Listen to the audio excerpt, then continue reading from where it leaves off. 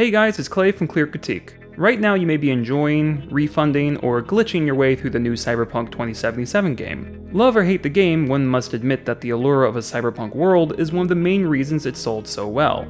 The genre is an intriguing mix of gritty street life, oppressive governance, and technology further merging with humanity, all slathered in enough neon light to blind a synthpop artist. Many films have used this style to tell their story, and so today I'm going to quickly discuss some of them and talk about whether you should check them out if you still got that cyberpunk itch. Let's go! You see, one of the main goals of this channel is to introduce people to new films that may resonate with them. So honestly, there isn't much point going into why Blade Runner, Akira, and The Matrix are worthwhile movies. They're classics, but I'll run through them quickly. Blade Runner is a cyberpunk trendsetter, to which every film and game of the genre owes a debt of gratitude. It's well shot and features interesting concepts, particularly in the interrogation scene early on.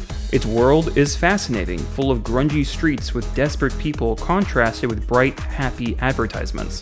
The second act isn't as good as the first, but it's undoubtedly a captivating piece of art. Just don't watch the version with narration.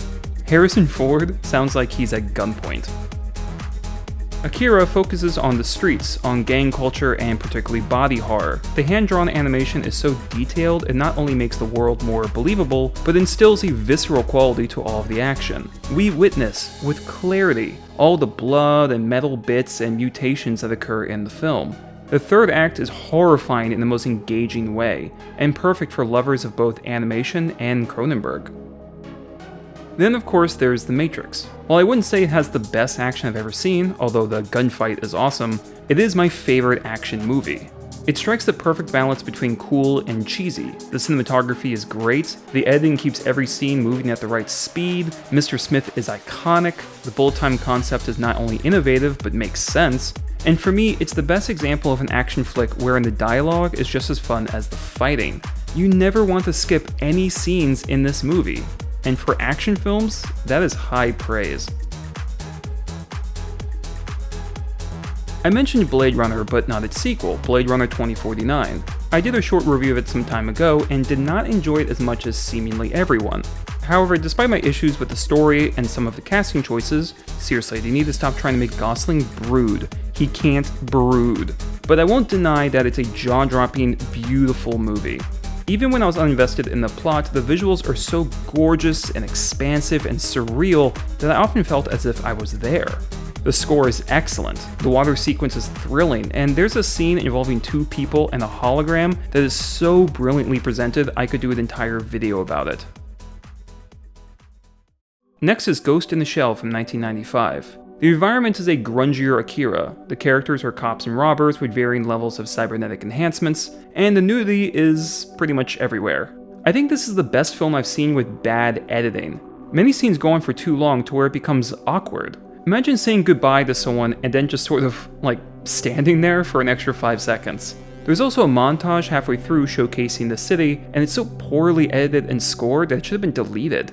Also, the voice acting isn't very good. Yet I'm still recommending Ghost in the Shell because of its action and dialogue. The gunfights are all very entertaining, and one at the climax I would even call stellar. It's a sequence of constant movement and utilizing cover without becoming too chaotic. The script delves into some Blade Runner-esque themes of humanity and purpose, but focuses more on technology's effect on them. The idea that consciousness can be faked, how the percentage of human versus robotics are tied to social standing. But of all the films on this list, I would say Ghost in the Shell explores the whole tech versus human themes the best. I also want to bring up the remake of Ghost in the Shell from 2017. This one boasts great editing, except for some unnecessary slow motion. The editing is smooth and logical and never lingers too long. The film also looks, for lack of a better word, cool. There's a bit early on featuring robotic geisha girls that, eclipse any visual ideas from the original film. I also prefer the villain in this version. Sure, he's flashier and a bit over the top, but that's not always a negative. I'll take silly over boring any day. I became fascinated with you. Reading your code while you were inside that geisha. Where this film completely falls apart is the dialogue, which has that underwritten, first draft quality to it. And many of the one-liners are just as bad as any terrible action flick featured on cable on a weekday night. I could almost get past this if it weren't for one thing that cripples the film even worse than the script. Ignoring ethnicity, Scarlett Johansson is miscast. It's like the actress walked onto set and played the role as herself. Never is Johansson convincing as a cyborg or a member of law enforcement, and she takes me out of almost every scene she's in. For these reasons, I can't recommend the film, unless you mute it or just listen to the soundtrack. In other words, give it the Tron Legacy treatment. Terry Gilliam fans rejoice, one of your movies made the list, and that's the Zero Theorem. Every frame of the film is littered with wacky props and character movement. The costumes are intentionally tacky, the street life is a bustling carnival, the acting is peppy to the point of goofy. And through all of this zaniness, there are legitimately great ideas. The lead's job is literally filling equations into massive spires, and the film does a good job portraying an overwhelming workflow. One of the earliest shots is of an advertisement following the main character, and not only is this interesting world building, it's somewhat believable. We already have ads playing at gas stations, we're not far from this, you guys. Pizza boxes sing to customers, pornography has evolved into bodysuits with tactile feedback. This is a world designed to chip away a person's desire to complain and ask questions by being forcefully chipper. But for our lead, this only makes him more antsy and inclined to rebel, which he does to cataclysmic results. It's not a perfect film.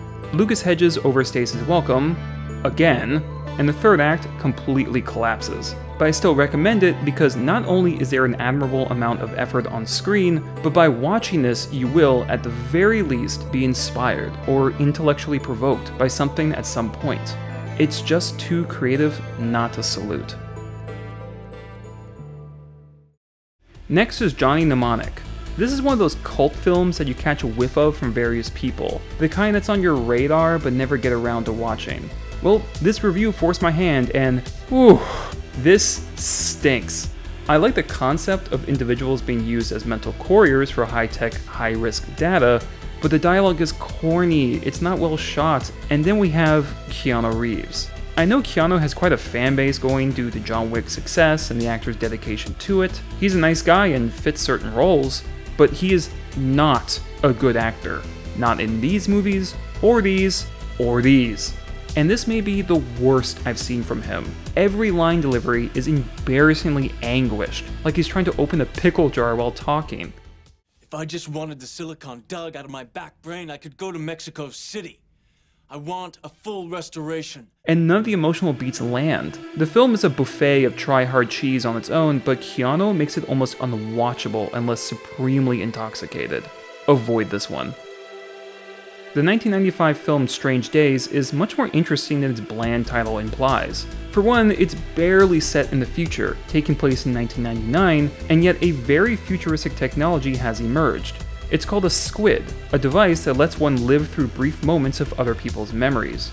Basically, it's the most intense POV ASMR you can experience. It's established as a customizable commodity on the black market, like pirated cam rips. And the most fascinating part is how Strange Days showcases many hypothetical uses for this tech. Pornography, nostalgia, and an exciting sequence where we watch someone's last moments during a botched robbery. In addition, the cast is fun, featuring a sleazy Ralph Fiennes, a no-nonsense Angela Bassett, and that guy, you know, Mr. Awesome Voice. Paranoia is just reality on a finer scale. Strange Days is way too long. With the amount of melodrama the second half slips into, the 2.5 runtime becomes a slog. So my advice is to watch it, get a feel for it, but prepare for a long haul. And if you get really bored, pause it, and then go enjoy a short burst of cyberpunk energy known as... Upgrade. Oh yeah. This is the most fun I've had in a theater in a while. Which is not to say the film is a happy-go-lucky romp. This is a dark, brutal film in many ways, following a man who becomes paralyzed from the neck down and is equipped with an AI called STEM that not only gives him mobility, but can also fight and investigate for him. So imagine you can flick a Jason Bourne switch in your brain. Add some trauma levels of gore, great action, and some surprisingly heavy twists, and you got Upgrade. This is a future where everything from transit to chores are automated, and a protagonist works as a mechanic fixing old cars as vintage luxury items for rich people. This is not only an interesting job and fits the environment, but establishes our hero as somewhat of a humble person. Once he is paralyzed and uses STEM to get revenge, we watch him grow from victim to apex predator. And then of course there's the combat. Fighting henchmen with cybernetic enhancements is enjoyable to watch already, but it's the camera work that makes the film a necessity for any action fans. Oftentimes the camera follows the punches and dodges of our fighters, and together with the stunt work, the combat is a breath of fresh air to the genre, and ideal to watch with buddies and beers on a couch. Definitely check this one out. And that's my review of some Cyberpunk movies. Are there any I missed? Comment below. If you want to support the channel, please subscribe, hit the bell for updates, and follow me on Twitter and Letterboxd. And as always, thanks for watching.